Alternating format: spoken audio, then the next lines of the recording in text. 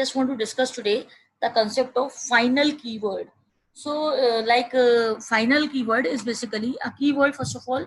So the final keyword works in three different ways. When we are talking about the final keyword can be used in three different ways. The first one is like we can use this final keyword as a variable with a variable. Another thing which we can do, we can use final with a method.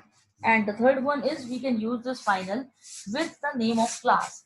So when we are talking about this final keyword, when we are taking final variable, that means the value of the variable will become constant throughout the program. If we are taking the final keyword with a variable, then the value of the variable will become constant.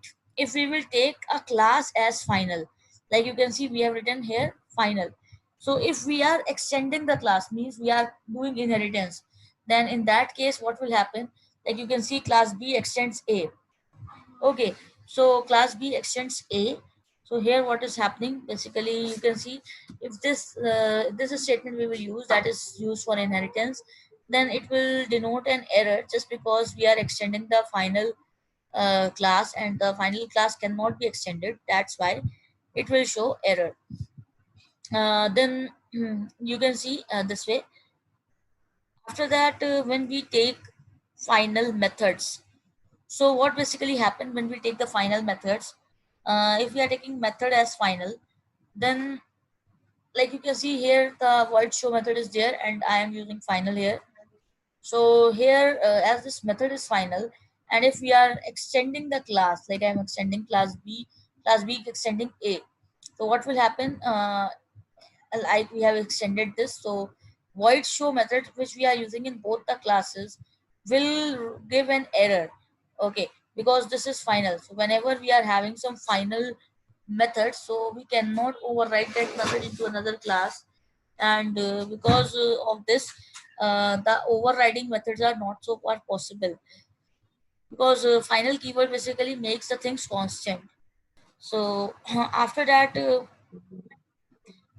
about the variable, I have already told you, when we are taking variable as final, so if we are taking final before the name of variable, double was a data type, pi was the variable name, and final was the modifier we have used. So what will happen, basically it will make the value of pi, that is 3.14, constant. If we are not using final, then what happens, that if we are not using final, then the value could be changed throughout the program.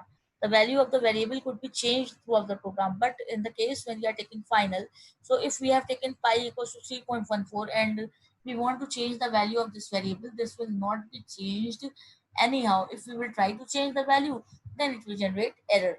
So basically final variables basically make the values of the variables constant. So this way final is used in three different ways. Final is a keyword which is used with all the three, class, method, or variable names.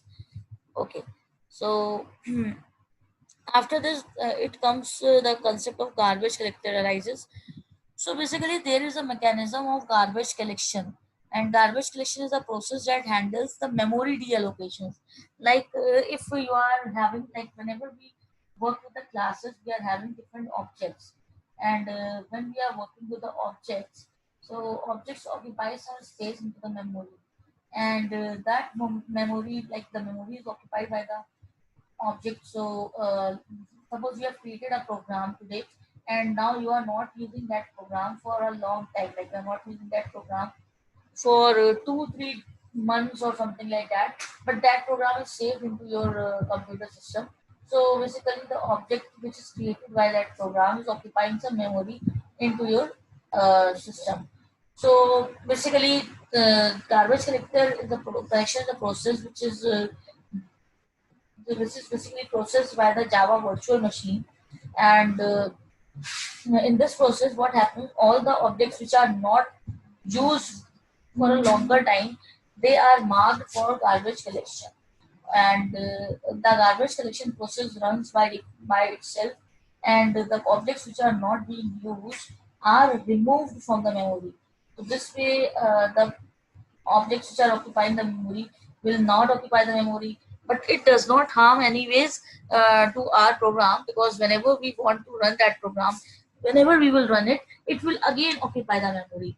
It will again, as soon as we will run, it will again occupy the memory, and again it can be run easily without any problem. Now I'm just coming towards the finalize keyword. So finalize is basically a method.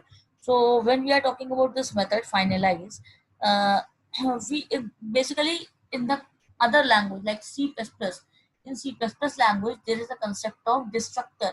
Like we are having the concepts of constructor in Java, there is also a concept of destructor. So destructor basically is the word, not the destructor word is not basically used here, but the finalized word is used. Finalized word is used when we want to destroy the memory. Like when we are talking about the garbage collection and the finalize. So what basically happens? The garbage collection is basically working towards the object. But when we are talking about finalize, finalize is basically used uh, when we want to release the objects and also the non-object resources. So some non-object resources are also there. Those resources like file descriptors, the font size, the properties of the file, these things are also associated with any program which you are creating in Java. So basically this finalize key method is used to release the non-object resources of the object which is created by us in a program. So this is used to free the resources, but the garbage collection is used to free the memory which is created by objects. Okay,